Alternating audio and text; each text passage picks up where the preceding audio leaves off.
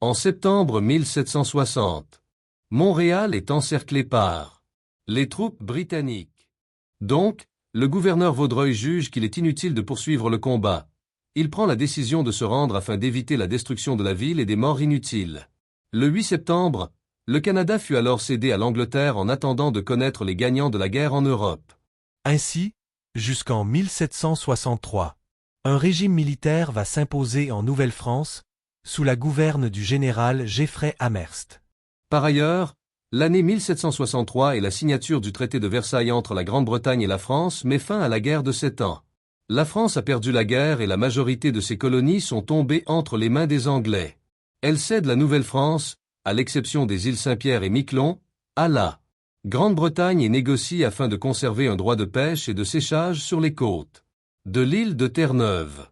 Par ailleurs, en octobre 1763, le gouvernement britannique instaure une première constitution à sa nouvelle colonie, la Proclamation royale. Son objectif est d'assimiler les Canadiens, soit leur faire adopter la langue anglaise et la religion protestante. Les conséquences de cette nouvelle constitution débutent par l'imposition d'un nouveau nom pour le territoire, la province of Québec. De plus, une nouvelle structure politique fait son apparition. Cependant, la Chambre d'Assemblée ne sera pas mise en place tout de suite, mais la religion catholique reste tolérée. Par ailleurs, cette période est marquée par l'imposition des lois civiles et criminelles anglaises, en plus de voir le régime seigneurial ne plus être reconnu. Ce qui signifie dès lors que les seigneurs toujours présents ne peuvent plus percevoir de taxes auprès des paysans.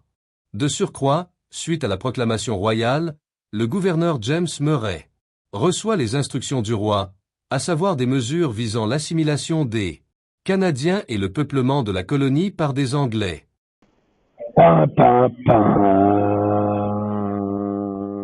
Murray et les autorités britanniques doivent appliquer les lois et la langue anglaise. Créer la Chambre d'Assemblée en excluant les catholiques, refuser tout nouveau membre du clergé, donc pas de nouvel évêque, en plus d'encourager la venue de colons britanniques, la construction d'églises et d'écoles protestantes.